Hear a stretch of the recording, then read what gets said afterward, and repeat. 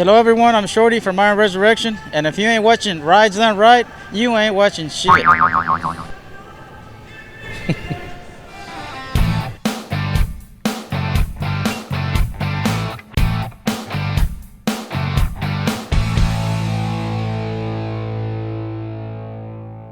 Hello friends, I'm Larry with Rides Done Right. I'm at the 2019 Portland Roadster Show with Lou Barnes. Lou, it's nice to meet you. Pleasure, sir. I am a Corvette fan. I've had a couple of them. I think most Americans, true Americans, should like the Corvette anyway, is how I view it. And here you are at the show with a 2019. Now, what was the idea? You first of all, you go out and you get a 2019, and then we'll talk about what all you did. But you did this year. Was this a plan for this year that I'm going to go out and get a brand new Corvette? No, I was actually at a golf tournament several years ago, and a fellow that I used to work for showed up with, I believe it was a Stingray, and I thought that was kind of a cool looking car. And a couple of years later, I decided to just go find one and pick it up. So, what year was that one then? The one he had was probably a 17, I would imagine, Stingray, but this particular Corvette's a Z06, the 3LT.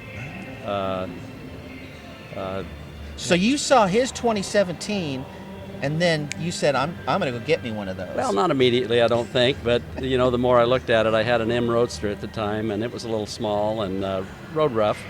And I went and drove a Z06 and really liked it, and had to look around. They didn't have too many left, and found one that was the 3LT package, and decided to buy it. For those that don't know, that 3LT means this thing is loaded. It's got the options, and a Z06 means it's got the performance. But the funny part is that performance was not good enough for you. You had to get in there and do some stuff, and you went to the right place. How did that come about that you, number one, that you wanted performance and that you ended up where you did? Well, the first thought was I would like to have a car that had the same horsepower as the helicopters that we had in Vietnam, which was 1,825. My grandson actually said, hey, Granddad, you ought to go to this place called Hennessey down in Texas. And I'm not into this sort of thing, so I said, okay, that's cool. So I got a hold of him down there and talked to a fellow by the name of Alan, and I said, can you boost the horsepower in this Corvette from 650 to 1,825? And there was quite a pause, and he goes, why 1,825? And then I told him, well, the purpose, I would like the Corvette to have the same horsepower as our helicopter. And he said, well, I'm sure we could do it for a price point. I said, okay. But I said, what do you have as a stock package? And they said 1,000 horsepower. And so I went with it. Mm-hmm.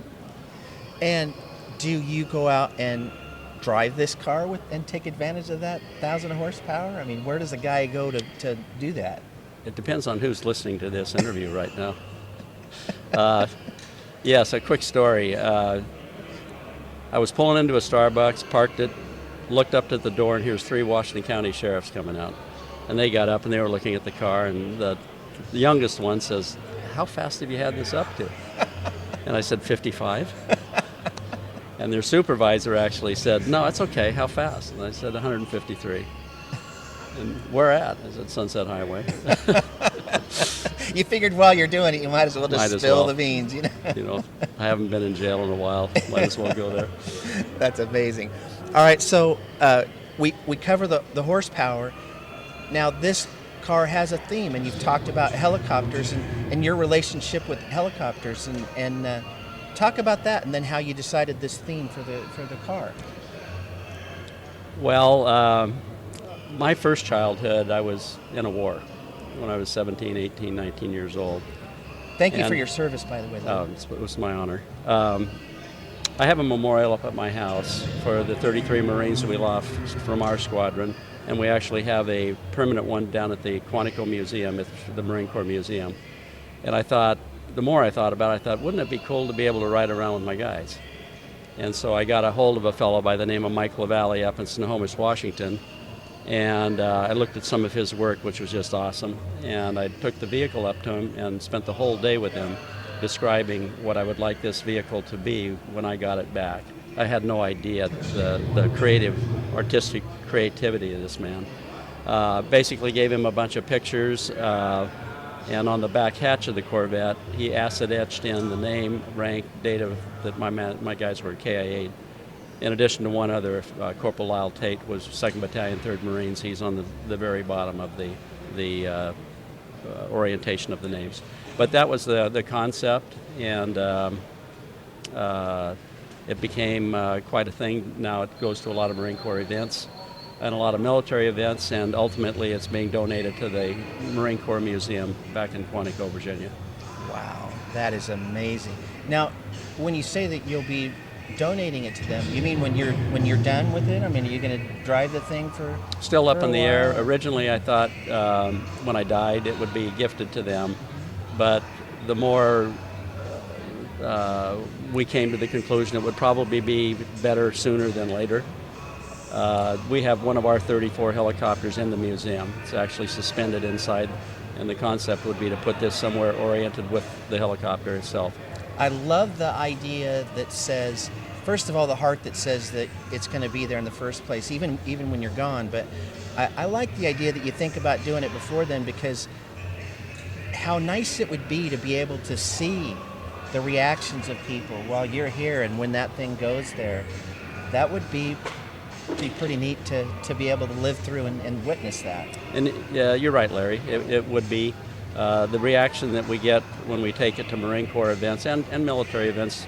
You get a number of people that will be staring at the back window. Mm-hmm. And some women, the one lady, the first one that was back there, my grandson said, "Hey, Granddad, that lady's crying." And so I went and talked to her, and I said, "Geez, ma'am, are you okay?" And she said, "My first husband was a Marine. He was killed 2 years after we were married," and just walked off. But you see some young people, which is a real focus, to have them look at it and come up and say, "Who are they?" I said, "Well, they died in the defense of somebody else's freedom, but that's the kind of men they were." And we have gotten a lot out of it, just hopefully ensuring that people don't forget. Well, that's amazing. I like that you take a venue of something that is so cool and so fun and bring that is so needed in the world to remind people of where everything has come from and honor them in that way. And I know that for myself and my family, we really appreciate, again, what it is that you've done and what you're doing for these guys. I know we had a great talk yesterday and I really appreciate it. And I pass it along to all of my Marines that I associate with, and they appreciate it as well. Well, that's good. Well, I appreciate you visiting with us, and we'll catch you guys next time. Thanks, sir.